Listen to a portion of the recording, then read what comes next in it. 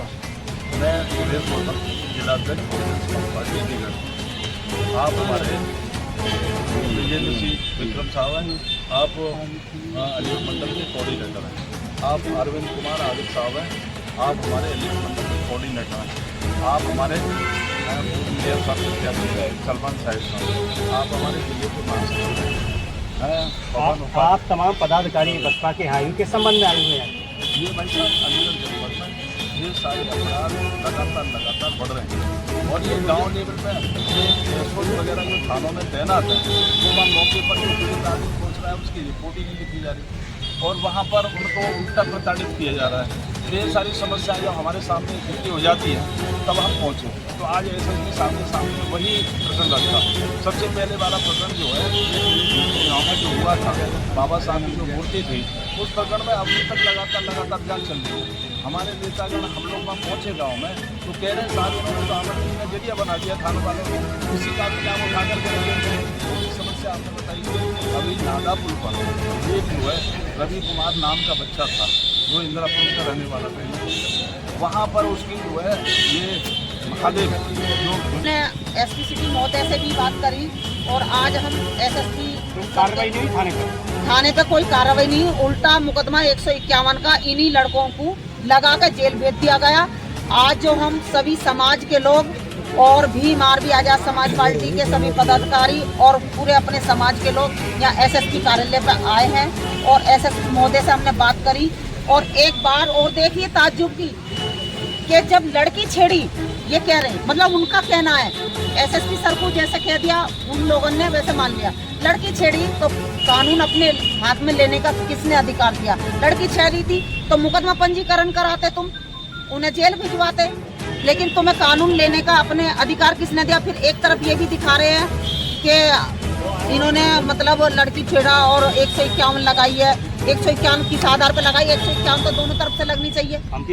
और शांति भंग का भी दिखा रहे हैं ये लोग, तो शांति भंग में भी दोनों का होना चाहिए। अब कप्तान साहब ने क्या आश्वासन दिया? अब एक जो पुलिस वाला कांस्टेबल है उसने एक तहरीर दी है कि मतलब मैं गश्त में जा रहा था तो ये महिला को छेड़छाड़ कर रहे थे और मैंने देखा इनको, तो जब इनके साथ फिर मारपीट हो रही थी तो एक बार बताइए गश्त कब दी जाती है?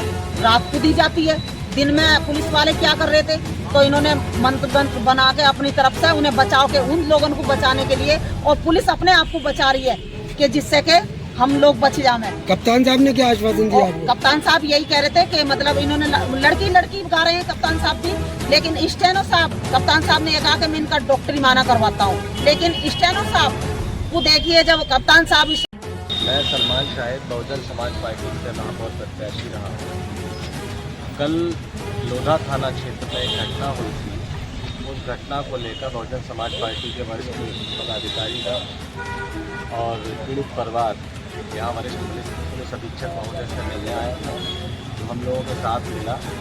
जिस तरीके से बर्बरता से उनको बच्चों को मारा है, ये जो भीड़ तंत्र है जो अपने हाथ में कानून लेकर स्वयं फैसला करने निकलता है, हम और हमारी पार्टी उसके खिलाफ है। पूरे जनपद के साथ साथ प्रदेश में भी जो घटनाएं हो रही हैं, उन घटनाओं में अक्सर देखने को ये मिल रहा है कि भीड़ तंत्र ने स्वयं तय कर लिया है कि हमको न्याय खुद करना है, जो कि लोकतंत्र के लिए एक बड़ा खतरा है।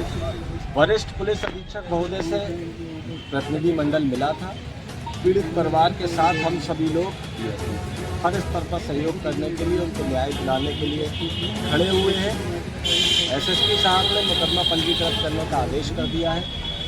मुकदमा पंजीकृत होने के बाद जब कार्रवाई से पीड़ित परिवार संतुष्ट नहीं होता है तो उसको संतुष्ट करने के लिए, उसको न्याय दिलाने के लिए बहुजन समाज पार्टी और हम सब लोग किसी भी स्तर पर संघर्ष करने के लिए तैयार हैं। और जो अध्यक्ष जी ने अभी बताया, जनपद में जो अन्य घटनाएं हुई हैं उसके संबंध में भी बात हुई है। उन सब पर भी जो है, जैसे भीमपुर का मामला था या नगलाकंठी का मामला था, उस पर भी जांच करा दी गई है। उस पर भी पीड़ित परिवारों को न्याय मिलेगा।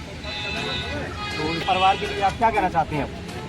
हम परिवार के लिए हम परिवार के साथ हैं और इसी परिवार के साथ नहीं हैं, हम हर उस पीड़ित के साथ हैं जिसको भीड़ तंत्र स्वयं न्याय देने के लिए निकल लिया है, चाहे वो दलित समाज से हो या मुस्लिम समाज से हो, बहुजन समाज पार्टी पीड़ित परिवार के साथ खड़ी है, उनको न्याय दिलाकर। सर ये रोडों पे तो इसका बुलंद आवाज क्यों नहीं कर रहे आप लोग, क्यों नहीं? कहीं ना कहीं ये सरकारी संरक्षित गुंडे हैं और इन गुंडों का इलाज जो है, चूँकि हम लोग संविधान को मानने वाले लोग हैं, लेकिन कहीं ना कहीं लगातार जिस तरह से ये कार्य हो रहा है तो कहीं ना कहीं अराजकता बढ़ेगी, समाज का बंटवारा होगा।